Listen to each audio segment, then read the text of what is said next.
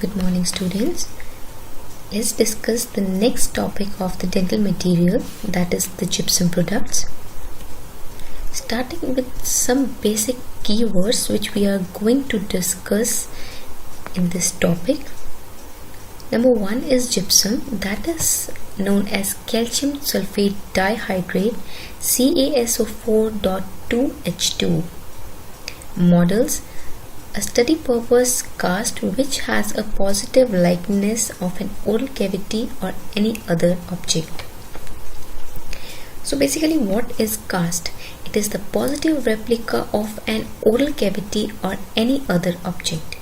Same way, the impression is the negative replica of the oral cavity. Die is the positive replica of the prepared tooth made out of the gypsum products, epoxy resins, a metal or a refractive materials. Dental plaster is the beta form of the calcium hemihydrate. Dental stone is the alpha form of the calcium hemihydrate. Water powder ratio, the ratio in which the water is mixed with the hemihydrate. Mixing time is the time from the addition of the powder to water till the mixing is complete. Next is the setting time, the time duration between the start of the mix and the point where the material hardens. Working time, from the start of the mix to the point where the consistency of the mix is no longer acceptable for the use of intended purpose. Accelerators, that are the impurities which added to the gypsum products which reduce the setting time. Retarders are the impurities added to the gypsum products that enhances the setting time. In the impression material, if you remember, I have told you that accelerator and retarder are the words which we are used in the zinc oxide eugenol.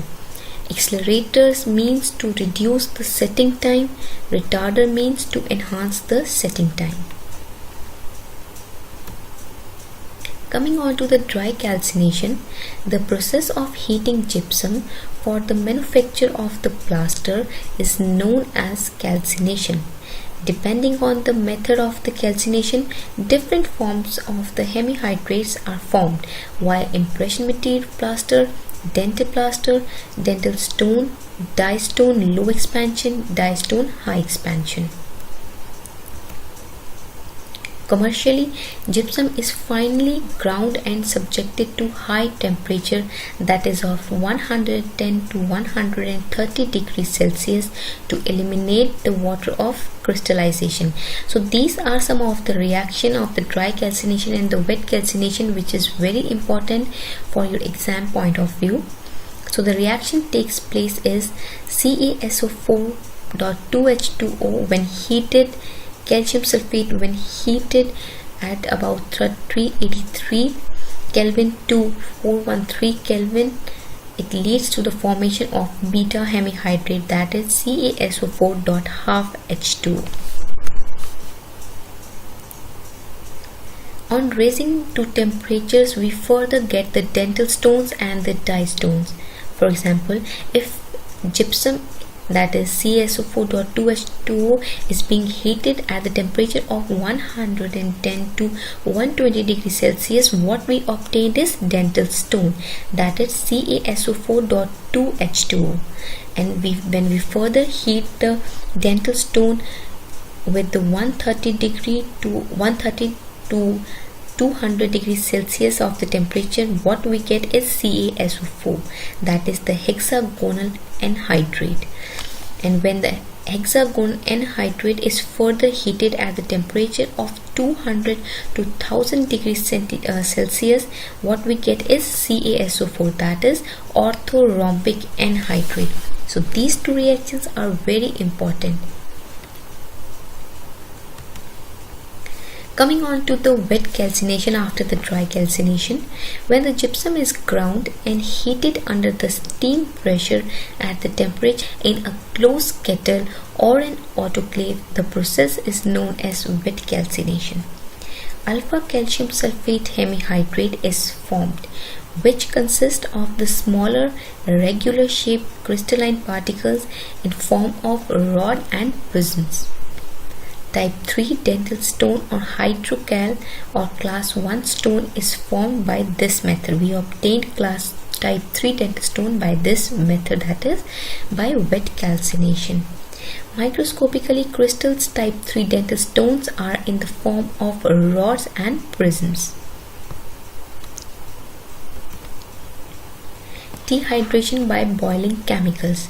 The gypsum is calcined by boiling it with 30% of calcium chloride solution. The chloride are then washed away in the presence of 0.5% of sodium succinate, which what we get is an improved stone, that is an alpha modified hemihydrate is manufactured by this method. These methods are denser among all the three types. After controlled grinding, these powders have an even higher apparent density, and microscopically the particles that are cuboidal in shape yield an even stronger set material. Now coming on to the synthetic gypsum products, it is also possible to make the alpha and the beta hemihydrate from the byproducts or the waste product of the manufacture of the phosphoric acid. So from the phosphoric acid, we also able to get the alpha and the beta hydrate from the byproduct of the phosphoric acid. It is more expensive than natural gypsum products, but when the product is properly made, its properties are equal or exceed to natural gypsum products. So this is the setting reaction. When the plaster is mixed with the water, it takes up 1.5 molecules of water, that is, it regains the water of crystallization and becomes calcium sulfate dihydrate. So the reaction is exothermic, which has been taken place. CaSO4.2H2O, which reacts with the water, it leads to the formation of calcium sulfate dihydrate. The reaction is continuous and repeated until hemihydrate is converted to dihydrate. Initially there is a little reaction and thus a little or no rise in temperature. This period is called induction period. When there is no rise for the temperature, it is known as induction period. Later there is a thickening of the mix which allow it to be poured. As the amount of the gypsum formed increases, the thickened mask and harden into the needle-like cluster. The needle-like cluster that are harder, which is known as ferrulites. Finally, intermeshing of the crystals of the gypsum leads to a strong solid structure. So what are the uses? The general use, it is used for the construction purpose. Orthopedic use, it is used for in the preparation of the cast. In dentistry, it is used very widely. That it is used as an impression plaster for the OMF impression. Various types of plasters are used to make molds, cast, die, over which the dental prosthesis and the restorations are made. To mount the cast on the articulator for the bite registration, the dental investment purposes, when the plaster is mixed with the silica, it is known as dental investment, mainly used to form the molds into which the molten metal cast. Before coming to the types of gypsum products, I have some MCQs which has been asked previously in your exams. So model plaster used to cast dry study models before mixing the water is composed of CaSO4.half H2. It was asked in your AIMS examination that the model plaster used to cast study models before mixing with water is composed of CaSO4. Your answer will be CaSO4.half H2O. Excuse me. So second MCQ is beta hemihydrate particle absorb. Your answer is more water. So beta hemihydrate particle absorbs more water. Third MCQ is powder of dental plaster and dental stone differ mainly in particle porosity. It is 4-time repeat question in AIPG, PGI and AIMS exam that the powder of the plaster and the dental stone differs mainly in. Your answer will be the particle porosity. Coming on to the next MCQ, the main ingredient of dental plaster is, answer is calcium sulfate hemihydrate. It is being asked in your AIPG exam. Next MCQ is most commonly used accelerator in gypsum product is. Your answer is potassium sulfate. I repeat, most commonly used accelerator in gypsum product is potassium sulfate. Gypsum products having least expansion in die stone. I repeat, die stone have the least expansion as compared to all the products of the gypsum. Next MCQ is hardness of the stone surface is affected by. Hardness of the stone surface is affected by. Answer is hydrocolloid impression material. It is already asked in your AIMS exam. So I hope the uses, the setting reaction, the dehydration, wet calcination and the dry calcination is clear to you. Coming on to the types of gypsum products, there are 5 types of gypsum products. Type 1 is impression plaster, type 2 is dental plaster, type 3 is dental stone, type 4 is improved dental stone or die stone of high strength stone, type 5 is dental stone high strength high expansion. Coming on to the type 1 plaster, impression plaster, it is basically used in making primary impression of edentulous oral cavity in complete denture fabrication. So it is now replaced by elastomers and hydrocolloids. Hydrocolloids are agar-agar and alginate as they are less rigid materials. Elastomers are your polysulfide. We have discussed yesterday. Elastomers are your polysulfides, your polyether, your silicon, that is condensation silicon and addition silicon. Hydrocolloids are agar-agar, which is reversible, and alginate, which is irreversible. Few modifiers are added to regulate the setting time and the expansion.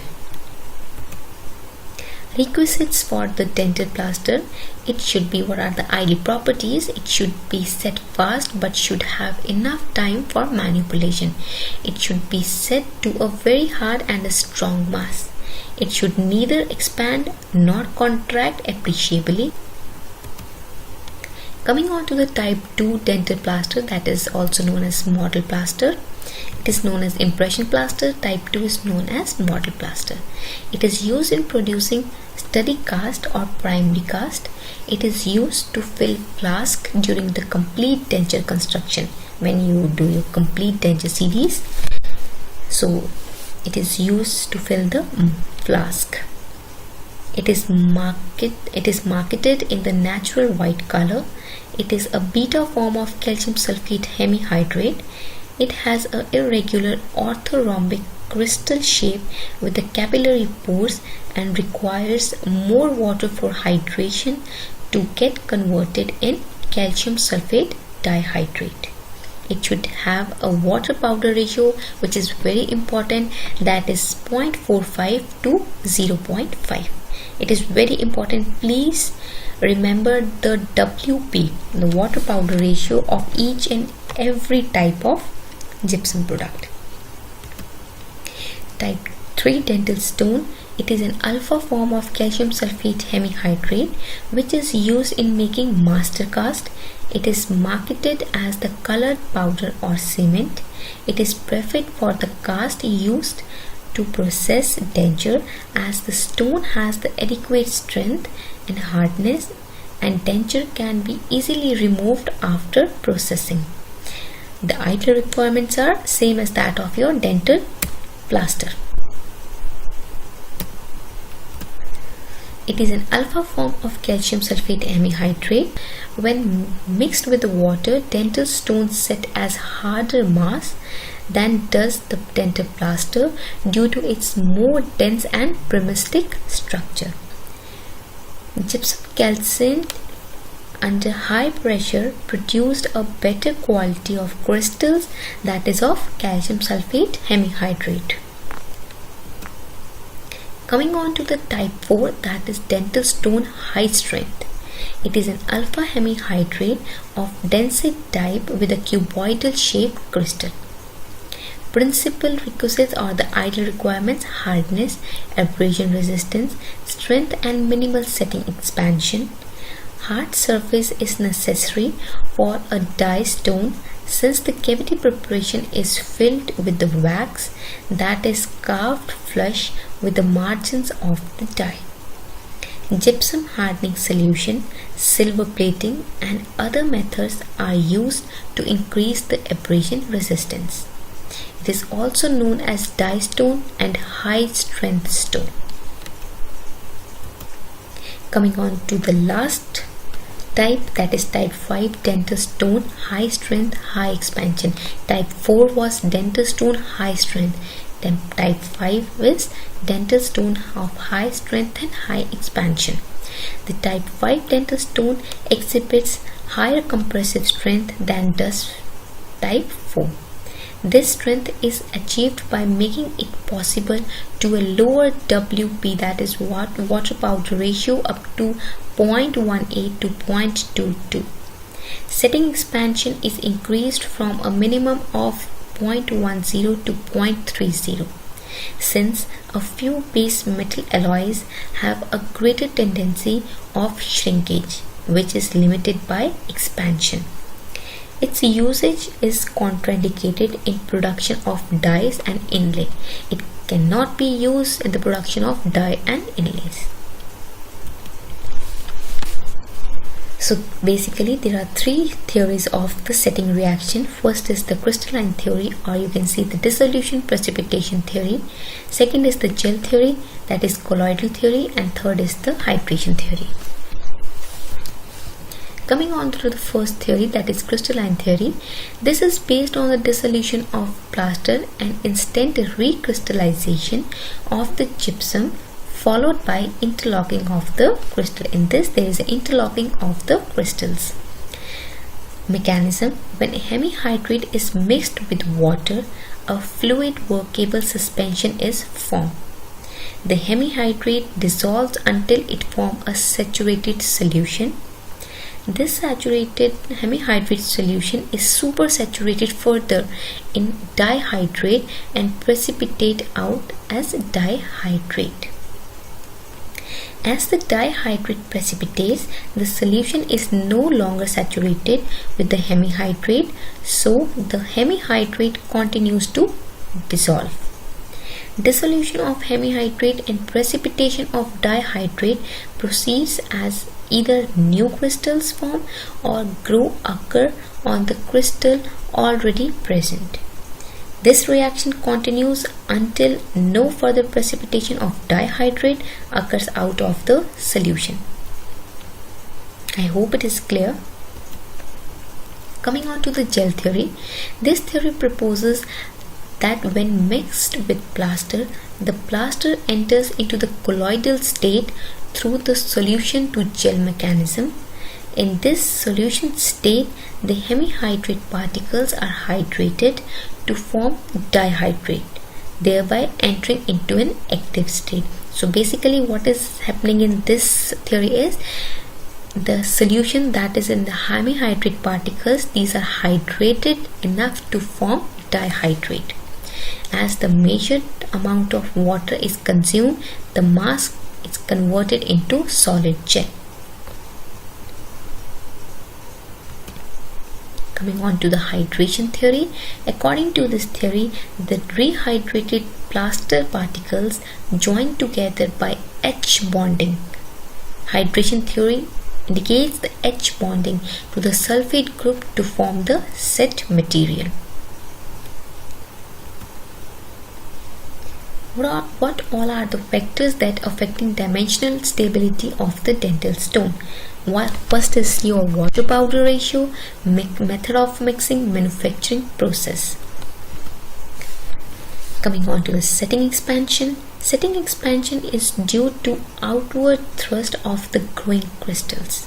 It is observed based on the mechanism of crystallization, that is, the process of outgrowth of crystals from the nuclei of crystallization. Setting expansion may range from 0.06% to 0.5%. It is very important range. It is of two types: normal setting expansion, hygroscopic setting expansion. A normal setting expansion refers to the setting expansion when a gypsum product is allowed to expand in air when placed on a table or a dry environment. Hygroscopic setting expansion refers to the expansion of the gypsum product when it is allowed to set. So there is a difference between the normal and hygroscopic setting expansion. First is the initial mix. Normal setting expansion and hygroscopic setting expansion. In the initial mix, hemihydrate surrounded by the water molecules. In the hygroscopic, hemihydrate surrounded by the water molecules, same as that.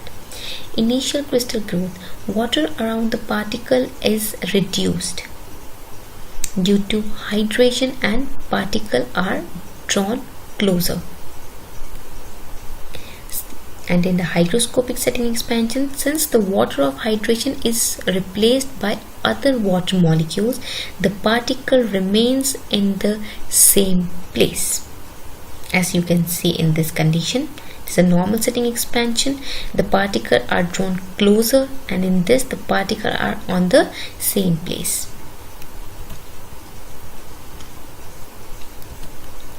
So in the normal setting expansion, the solid phase contact. In this, the water around the particles get exhausted due to hydration, and hence crystal tends to shrink, which is opposed by outward thrust of the crystal growth. And in the hygroscopic, since lost of water molecules are replaced by new water molecules, the growth of the crystal is not opposed by the shrinkage, and the particles are separated as the crystal growth. As you can see, when you place your normal this setting expansion, as you have already read in this, that when the gypsum product is allowed to expand in air, in the dry condition it gets shrink, and in this the lost water molecule is replaced by new water molecule. So there is no shrinkage in the hygroscopic setting expansion. The crystals become more entangled and intermeshed with each other and inhibit expansion. As you can see, the crystals become more entangled and intermeshed with other, and it inhibits expansion. Since there is no loss of water, the intermeshing, the crystal takes place long and expansion goes undisturbed. Can you see this? It is increasing in size, but there is no distortion of the pattern. Termination. The crystals undergo further entangling with each other. As you can see, further entangling. In this, the water is further lost. Crystal expansion continues without any disturbance. It's continue without any disturbance. Coming on to the control of the setting expansion. Lower the water powder ratio and a longer mixing time increases the setting expansion, since these factor increases the nuclear density. In cases of higher water powder ratio, internuclear spaces will be more, and there is a lesser growth interaction of dihydrate crystals, resulting in the lesser outward thrust, and therefore it results in reducing the setting expansion. Increased spatulation, it increases the setting expansion. Setting expansion can be reduced by adding potassium sulfate, sodium chloride or borax. These three, by adding sodium sulfate, sodium chloride or borax, you can reduce the setting expansion. This is the more effective method. So these are the effect of the water powder ratio and the mixing on the expansion of the Paris of plaster. Type 1, 2, 3, 4, 5. These are the water powder ratio. In type 1, mixing time is 0.6 and setting time is 0.41. In type 2, water powder ratio is 0.45 as that of type 1, and mixing type is 1 minute, and expansion is 0.51%.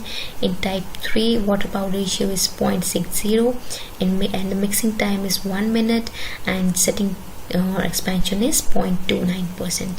Same way in type 4, the water powder ratio is 0.60, mixing time is 2 minutes, and the setting expansion is 0.41%. And in the last, with the high strength and high expansion, the water powder ratio is 0.080, mixing time is of 1 minute, and setting expansion is 0.24%. These are the very important tests. Commonly asked question: test for setting of gypsum products. The tests done for the setting of the gypsum products are loss of the gloss test, Gilmore's test, wicket testing for setting time. Loss of gloss test: as the reaction proceeds, some of the water is taken up in the form of dihydrate so that the mix loses its gloss. Cast can be safely recovered from the mold once the mix loss is gloss. At this stage, the mix will not have a measurable compressibility. So you can see it with your naked eyes. It is completely visible that if there is a loss of gloss, you can say your material is hardened. As you can see in this, it is when you newly poured and is the loss of gloss in it, it means your mix, your product is get hardened. So coming on to the second test, that is Gilmore's test. There is initial Gilmore's test and final Gilmore test. In this, the smaller needle is used for the initial set testing, and in final Gilmore test, heavy needle is used for the final testing. Can you see this? It is the smaller needle, it is the longer needle. In initial Gilmore test, mixture is spread out, the needle is spread and the needle is lowered. In the final Gilmore test, the next stage is in the setting process is measured by using the heavier Gilmore needle. In the initial Gilmore test, the time at which no longer leaves an impression is called the initial set, and in the final Gilmore test, thereby which the needle leaves only a barely predictability mark on the surface is referred to as. Third one is the wicket test for setting time. After initial setting, the further reaction is determined by the instrument called the wicket penetrometer. Okay, before discussing the wicket test for the setting time, I have one MCQs which has been asked in your AIPG exam regarding this Gilmore test. The question is, the Gilmore needle is used for. Answer is evaluating the setting time of plaster of Paris. I repeat, Gilmore needle is used for evaluating the setting time of plaster of Paris. Coming on to the wicket test for setting time, the needle with the weighted plunger rod is supported and held just in contact with the mix, the time elapsed until the needle no longer reached the bottom of the mix is known as setting time. When your needle no longer reached the bottom of the mix, then you can say it is the setting time. In some cases, it may come along the initial setting and sometimes it may vary. Proportioning, mixing and infection control. Before coming on to this procedure, next topic, I have one important question regarding your wicket test. In the dental material, it is asked in the AIMS question exam. In the dental material, setting time is measured by wicket needle method. I repeat, in the dental material, the setting time is measured by wicket needle method. Coming on to the proportioning, mixing and infection control of the gypsum products. Proportioning, the strength of the stone is inversely proportional to the water powder ratio. Very important line, please keep this in mind.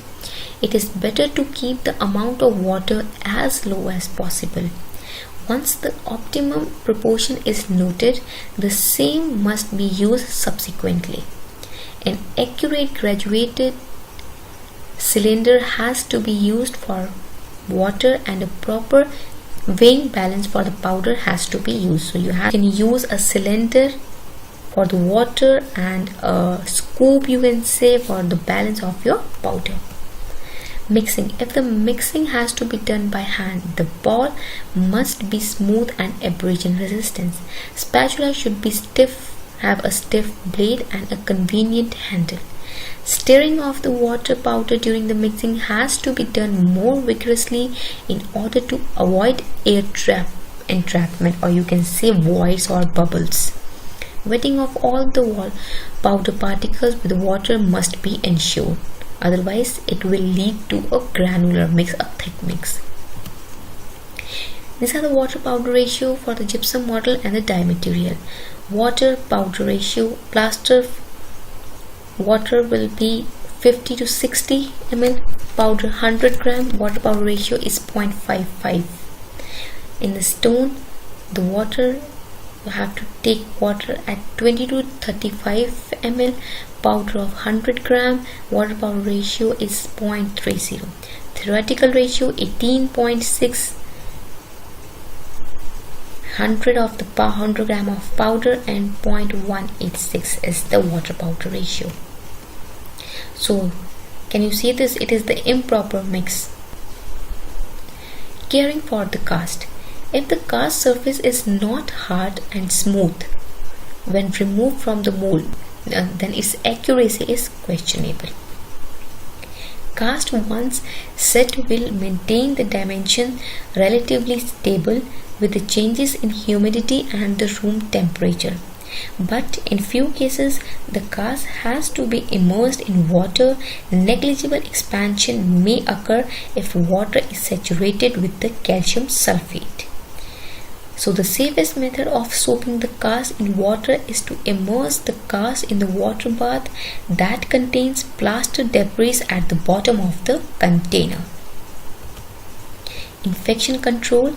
There are chances of cross-infection of HPV and HIV, etc. on the clinicial due to the impression, which has led to the idea of disinfection spray and immersion techniques to disinfect the impression and its effect on the surface of the cast. If the impression is not disinfected, then the cast should be disinfected. This can be done using the dental stone containing disinfectant. Commonly used stone disinfectant are spray disinfectant, hypochlorites, iodophores, glutyraldehydes. This point is very important. What all disinfectants are used? What all stone disinfectants are used? So your answer will be spray disinfectant, hypochlorites, iodophores and glutyraldehyde.